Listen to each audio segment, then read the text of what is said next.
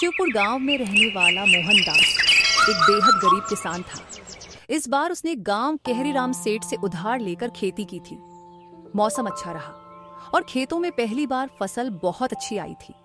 पूरे परिवार में एक उम्मीद देखो जाग उठी गायत्री, थी। इस बार कितनी अच्छी फसल हुई है। भगवान ने हमारी सुन ली। लगता है अब बच्चों को भूखा नहीं सोना पड़ेगा। हाँ मोहन, इस बार मेहनत रंग लाई है। अब अगर फसल सही सलामत कट गई तो कुछ महीनों का चैन मिल जाएगा। पिताजी, क्या इस बार हम स्कूल जा पाएंगे? जरूर बेटा, अब तो तुझे अच्छे कपड़े और किताबें भी दिलवाऊंगा। पिताजी, मेरे लिए क्या लाओगे? बोलो ना पिताजी। तेरे लिए गुड़िया और नई चूड़ियां लाऊंगा। लेकिन शायद किस्मत को ये मुस्कानें रास नहीं आईं। शाम ढलते ही आसमान पर काले बादल छा गए और तेज आंधी के साथ बारिश शुरू हो गई। मोहन जल्दी चलो, खेत में पानी भरने लगा है। हे भगवान, कहीं सब कुछ ना बह जाए। मोहनदास भागकर खेत पहुंचा। वहां का दृश्य देखकर उसका दिल बैठ गया। खेत पूरा पानी में भर चुका था और सारी फसल डूब चुकी थी।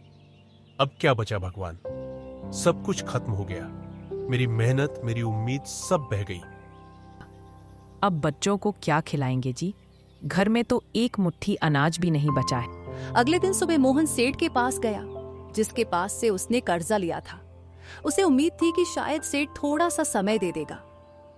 सेठ जी, बारिश में सब कुछ बर्बाद हो गया। थोड़ी मोहलत दे दीजिए। अगली बार फसल होगी तो सारा कर्ज चुका दूंगा।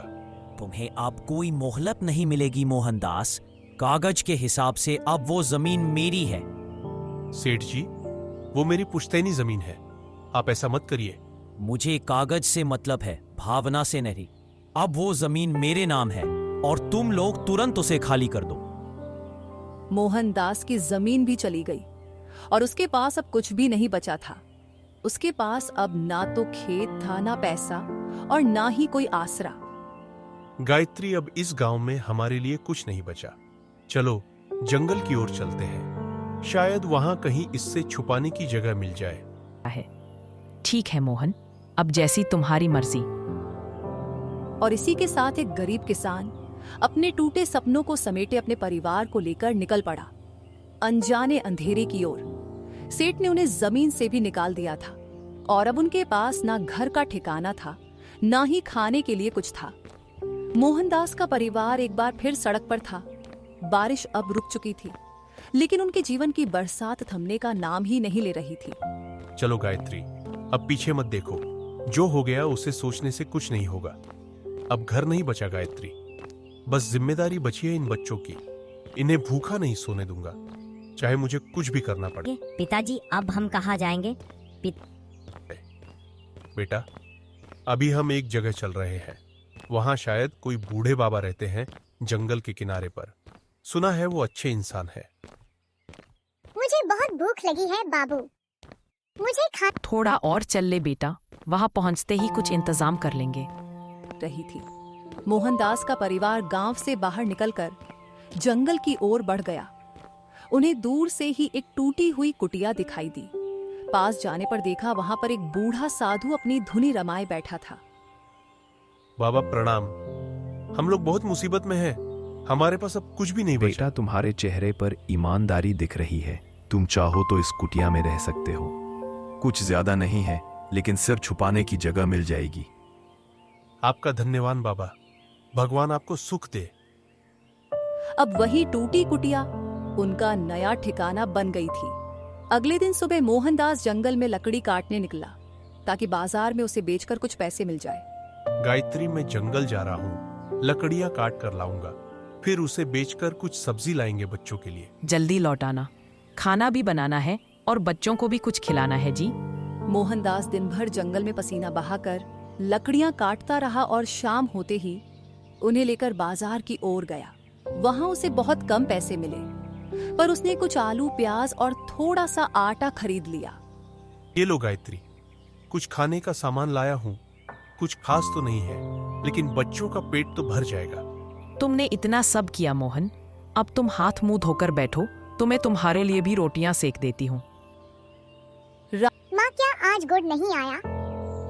आज नहीं बिटिया, लेकिन हम कल जरूर से गुड़ लेकर आ जाएंगे।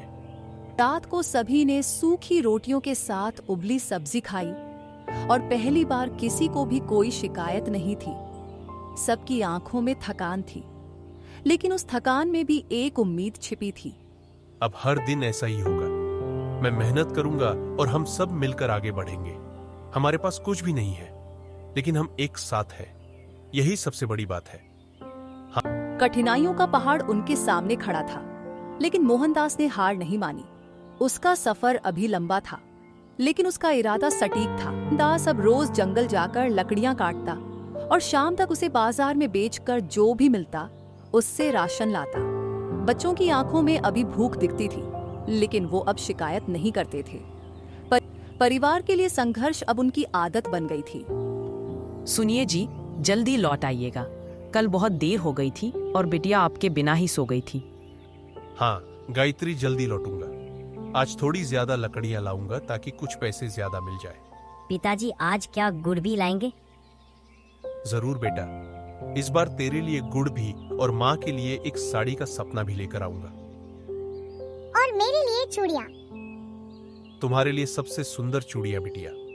बस भगवान थोड़ा साथ दे। मोहनदास मुस्कुराते हुए जंगल की ओर निकल पड़ा। लेकिन आज वो हर रोज से थोड़ा आगे निकल गया। वो सोच रहा था कि जितना ज्यादा लकड़ी मिलेगा उतना ज्यादा ही अच्छा होगा। आज ज्यादा लकड़ी चाहिए। ज्यादा लकड़ी मतलब ज्यादा पैसा। ज्यादा पैसा मतलब सबके चेहरे पर खुशी। अरे पेड़ों की गहराइयों में वो इतना आगे निकल गया कि उसे पता ही नहीं चला कि वो कहाँ पहुंच गया है। दूर तक सिर्फ जंगल ही जंगल था। वहां पर कोई रास्ता दिखाई नहीं दे रहा था, नहीं कोई आवाज थी। ये कौन सी जगह है? यह रास्ता तो रोज वाला नहीं लगता। लगता है कहीं गलत दिशा में आ गया। वो इधर उधर देखने लगा, लेकिन उसे कोई दिशा समझ नहीं आ रही थी। आसमान में बादल घेरने लगे थे और हल्की सी बारिश भी शुरू हो गई थी। उधर झोपड़ी में गायत्री बार बार जंगल की ओर देख रही थी। सूरज ढल चुका था, लेकिन मोहनदास नहीं लौटा। आज बहुत देर हो गई है। अब तक तो वो रोज लौट आते हैं। आज इतनी देर क्यों हो गई है? माँ, पिताजी को कुछ हो तो नहीं गया? ऐसा मत बोल बेटा, वो ठीक होंगे। बस शायद ज्यादा दूर तक निकल गए होंगे। मुझे डर लग रहा है माँ। उधर मोहनदास थककर एक पत्थर पर बैठ गया। उसकी आंखें नम हो गई, लेकिन फिर उसने हिम्मत जुटाई और आगे बढ़ा। तभी एक छोटी सी रोशनी दिखाई दी। वो क्या है? वहां कोई घर जैसा दिख रहा है या फिर कोई आग जला रहा है? चलो देखता हूं। वो उस रोशनी की ओर बढ़ा और उसे एक अजीब सी गुफा दिखाई दी, जिसमें से पीली सी चमक आ रही थी। वो थोड़ा घबराया, लेकिन फिर अंदर गया। ये कैसी जगह है? सब कुछ सुनसान है, लेकिन यहाँ रोशनी कैसी? ये गुफा के अंदर वो जैसे ही आगे बढ़ा, उसे सामने एक अलग ही दुनिया दिखाई दी। वो एक गांव जैसा था, लेकिन वहां कोई इंसान नहीं था। पूरा गांव सोने के जैसा चमक रहा था। ये तो कोई सपना लग रहा है, मगर मैं तो जाग रहा हूँ। फिर ये क्या है? अचानक दो सिपाही आए और मोहनदास से बोले, मोहन, तुम कौन हो और यहाँ कैसे आए? मेरा नाम मोहनदास है। मैं गरीब किसान हूँ, रास्ता भटक गया हूँ। राजा के पास चलो, वो तुमसे मिलना चाहते हैं। दास डरते हुए उनके साथ महल की ओर चल पड़ा। उसे समझ नहीं आ रहा था कि अब उसके साथ क्या होने वाला है। मोहनदास डर और हैरानी के बीच आगे बढ़ रहा था। सोने जैसे इस गांव में कोई आदमी दिखाई नहीं दे रहा था, लेकिन ये जगह किसी सपने जैसी लग रही थी। मैं कहीं सपना तो नहीं देख रहा हूँ। सब कुछ इतना चमकदार कैसे है? और ये लोग कौन हैं? सिपाही उसे महल के मुख्य दरवाजे तक ले गए। वहां अंदर से एक तेज और गंभीर आवाज आई, उसे भीतर ले आओ। मोहनदास अंदर गया तो सामने एक ऊंचे आसन पर एक वृद्ध राजा बैठे थे, जिनके चेहरे पर तेज और आंखों में करुणा थी। बताओ कौन हो तुम और यहाँ कैसे आए? महाराज, मेरा नाम मोहनदास है। मैं एक गरीब किसान हूँ। बारिश में मेरी सारी फसल बह गई। सेठ ने मेरी जमीन छीन ली और अब मैं जंगल से लकड़ी काटकर अपने बच्चों का पेट पालता हूँ। आज रास्ता भटक गया तो ये गुफा दिखी। तुम्हारी बातों में सच्चाई दिखती है मोहनदास। तुम्हारा संघर्ष तुम्हारी आंखों में साफ दिखाई देता है। हम तो बस 2 रोटी के लिए मेहनत करते हैं। हम गरीबों का तो कोई सहारा नहीं होता। तुम जैसे लोग ही असली राजा होते हैं मोहनदास, जो बिना शिकायत के परिवार को बचाने के लिए लड़ते हैं। राजा ने पास खड़े सिपाही को इशारा किया और एक छोटी सी तिजोरी मंगवाई। मोहनदास, ये लो कुछ सोने के सिक्के, इन्हें अपने पास रख लो और अपने घर जाओ। अपने बच्चों के लिए कुछ खाना और कपड़े लाओ और एक नई शुरुआत करो। महाराज, मैं यह नहीं ले सकता। हम गरीब हैं, लेकिन मेहनती है। ये मेहनत का ही इनाम है। अगर ये तुम जैसे ईमानदार आदमी को नहीं दूंगा तो किसे दूंगा? जाओ। मोहनदास की आंखों में आंसू आ गए। वो झुककर राजा के चरणों में गया। आपने तो जैसे मेरी जिंदगी बदल दी महाराज। अब मैं अपने बच्चों को भूखा नहीं रखूंगा। मोहनदास, लेकिन याद रखना, ये गांव सिर्फ उन्हीं को दिखाई देता है जो सच्चे दिल से मेहनत करता है और अपने स्वार्थ से ऊपर होते हैं। अगली सुबह मोहनदास इन सिक्कों को लेकर बाजार में गया। वहां से उसने खूब सारा राशन लिया, बच्चों के लिए नए कपड़े खरीदे और गायत्री के लिए एक रंगीन साड़ी खरीदी। आज दिल से सुकून मिला। गायत्री, बच्चों के चेहरे पर जो मुस्कान देखी है वो सब कुछ भूल जाने जैसी है। अब लगता है जैसे हमारा भाग्य सच में बदल गया है। इन सिक्कों से कर्ज चुकाना भी जरूरी है जी। मोहनदास उसी दिन सीधा सेठ हरिराम के घर पर गया। उसके हाथ में सिक्कों से भरी थैली थी। सेठ जी, ये लीजिए आपका कर्जा, पूरा चुका रहा हूं। एक एक सिक्का मेहनत से आया है। दास, ये सब कैसे हुआ? अचानक तू इतना अमीर कैसे हो गया? कहीं चोरी तो नहीं की तू? सेठ जी, मैं गरीब हूं लेकिन चोर नहीं। मेहनत की है और भगवान की दया से यह मिला है। ये सब कहानी मुझे मत सुना। अब अगर तुझे कर्ज चुकाना ही था तो पहले क्यों नहीं चुकाया? मोहन, अब चुका दिया सेठ जी, और अब आप मेरी जमीन के कागज भी लौटा दीजिए। सेठ को शक था, लेकिन सामने सोने के सिक्के दिखकर वह चुप हो गया। जमीन के कागज लौट आए और मोहनदास वहां से निकल गया। पिताजी, अब क्या हम फिर से उसी खेत में काम करेंगे? हाँ बेटा, अब वो खेत फिर से हमारा है। अब हम उसमें मेहनत करेंगे, लेकिन एक और सपना भी है। सपना कैसा? मैं बस सिर्फ खेती नहीं करूंगा, लकड़ी बेचने का छोटा कारोबार भी शुरू करूंगा। जंगल से लकड़ी लाऊंगा और गांव में बेचूंगा। मोहनदास ने 2 दिन में लकड़ी बेचने का एक ठेला बनवाया और अब हर सुबह जंगल जाता और शाम को बाजार में बेचकर लकड़ियों को घर पर लौटता। धीरे धीरे उसके पास पैसा भी बढ़ने लगा और गांव वाले भी अब उसे सम्मान की नजर से देखने लगे। देखो मोहन अब अमीर हो गया। लगता है भगवान की कुछ खास कृपा हुई है इस पर। लेकिन सेठ हरिराम को चैन नहीं पड़ा। वो रोज सोचता कि आखिर मोहनदास के पास अचानक इतना धन कहां से आ गया है। उसने ठान लिया था कि अब वो इस रहस्य का पता लगाकर ही रहेगा। एक दिन मोहनदास, अब मैं चुपचाप नहीं रहूंगा। मुझे भी देखना है ये पैसा आया कहां से। जरूर कोई राज है। मोहन फिर से लकड़ी लेने जंगल गया और उसी रास्ते पर चला गया जिससे गुफा की ओर जाया जाता था। लेकिन पीछे पीछे सेठ भी छिपकर उसके पीछे आने लगा। आज फिर उसी रास्ते से जाऊंगा। राजा जी को धन्यवाद तो देना ही है। कुछ ही दूर पर वो गुफा होगी। अब वो तो यही है रास्ता। तू यहीं से गया था। अब तो मैं भी तेरे पीछे चलूंगा। देखता हूँ क्या खेल है। गुफा कहाँ है? दिखाई क्यों नहीं दे रही? लगता है किसी रहस्य में छुपा है सब। तो वो रही मेरी गुफा, वही जगह जहां मेरी तकदीर पलटी। तो तू यही आया था। अब मैं भी आऊंगा और जितना सोना मिलेगा सब मेरा होगा। हे भगवान, बस एक बार फिर उस राजा से मिलना हो जाए। अब तेरा भगवान नहीं, मेरा दिमाग चलेगा। मैं चुपचाप देखूंगा तू क्या करता है। राजा जी, क्या आप सुन रहे हैं? मैं फिर से आया हूं। कौन हो तुम? मैं मोहनदास हूं। राजा जी से मिलना है। मैं बहुत आभारी हूं राजा जी का। उन्होंने मेरे जीवन को रोशनी दी। इससे बात कर रहा है? ये कोई है क्या भीतर? ये आवाज कहां से आई? अंदर आओ। राजा जी तुम्हारी ही राह देख रहे हैं। अंदर कोई सच में है? ये लोग तो इसे जानते हैं पहले से। ये जरूर कोई बड़ा राज है। अब बहुत देख लिया, अब मेरी बारी है। सेठ धीरे से गुफा की ओर बढ़ा। जैसे ही वह अंदर जाने लगा, एक तेज चमक प्रकट हुई और चारों ओर अंधेरा छा गया। कौन हो तुम? तुम्हारा सेठ हरिराम हो।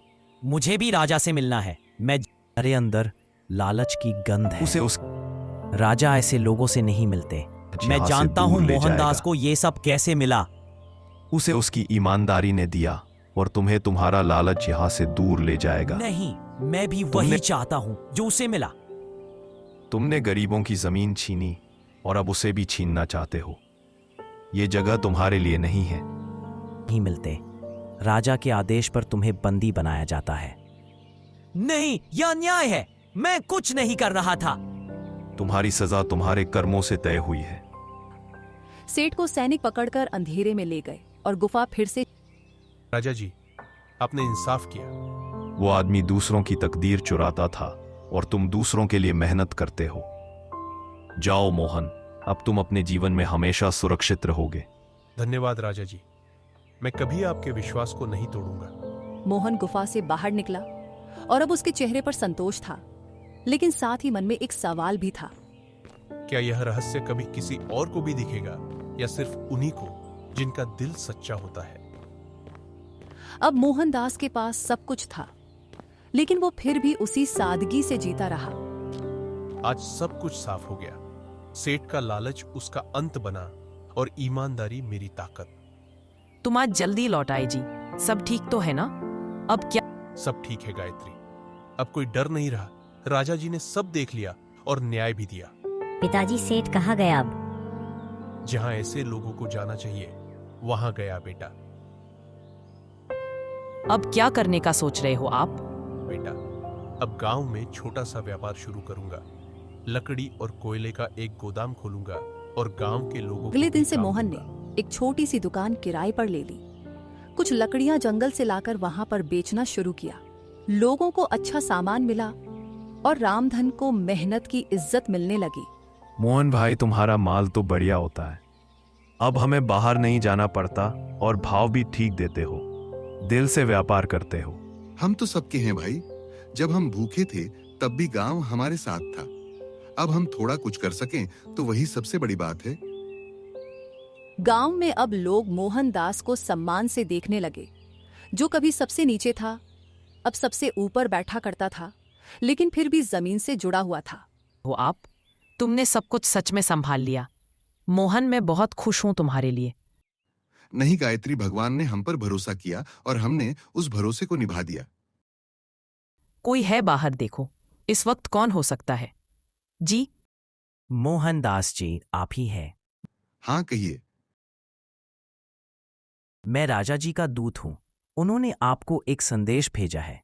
राजा जी का संदेश मेरे लिए? हाँ, उन्होंने आपको बुलाया है। उन्हें आपसे कुछ खास बात करनी है। किस लिए बुलाया है? क्या बात हुई है? सब ठीक तो है ना? ठीक मुझे बस इतना कहा गया है कि मोहनदास को तुरंत लेकर आना है। है, मैं सुबह चलता हूँ। नहीं, ठीक है। आप अभी चलिए, मैं साथ हूं। रास्ता सुरक्षित है। बच्चों का ध्यान रखना गायत्री। कहाँ गया अब? पिताजी, जल्दी लौट आना। मोहन बिना सवाल किए दूत के साथ निकल पड़ा।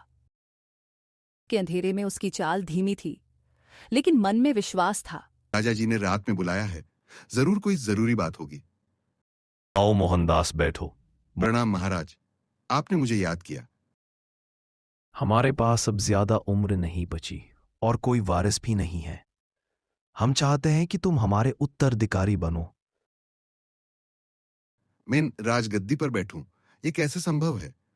हमने तुम्हारे व्यवहार, ईमानदारी और परिश्रम को परखा है और यही गुण एक सच्चे राजा में होने चाहिए। मुझे सोचने का समय दीजिए महाराज। तुम्हें कल सुबह तक का समय देते हैं। मोहनदास महल से बाहर निकला। उसके मन में सवालों की बाढ़ थी, लेकिन साथ ही एक नई उम्मीद भी थी। मोहन, क्या फैसला किया तुमने? महाराज, मैं रात भर सोचता रहा। यह गद्दी एक जिम्मेदारी है। मैंने कभी इसका सपनों में भी नहीं सोचा था, लेकिन अगर आप मुझे योग्य मानते हैं तो मैं यह जिम्मेदारी स्वीकार करता हूं। तुम्हारा यह उत्तर ही साबित करता है कि तुम इसके लायक हो। मैं वादा करता हूं कि मैं हमेशा गरीबों के साथ खड़ा रहूंगा, किसी के साथ अन्याय नहीं होने दूंगा। मोहनदास को राजसी वस्त्र पहनाए जाए। मोहन को नया वस्त्र पहनाया गया। उसके माथे पर राज तिलक किया गया और उसे सिंहासन पर बैठाया गया। जी, मोहन, क्या यह सच में सपना है? गायत्री, यह भगवान की मर्जी है। अब हम भूखे नहीं सोएंगे, बल्कि दूसरों की भूख मिटाने की जिम्मेदारी लेंगे। अब मैं राजा का बेटा हूँ। नहीं बेटा, तुम जनता के सेवक के बेटे हो। हम राजा नहीं, सेवक बनकर जिएंगे। शिवपुर गांव के उसी गरीब किसान ने, जो बारिश में सब कुछ खो चुका था, आज अपने संघर्ष से राजमहल तक का सफर तय किया था। उसने, जिस राजा ने लकड़ी काटकर बच्चों को पाला, वही सही मायनों में जनता का राजा होता है। मोहनदास ने ना तो अमीरी को घमंड बनने दिया, न गरीबी को शर्म। उसने हर परिस्थिति को स्वीकार किया और मेहनत से अपनी तकदीर लिख दी।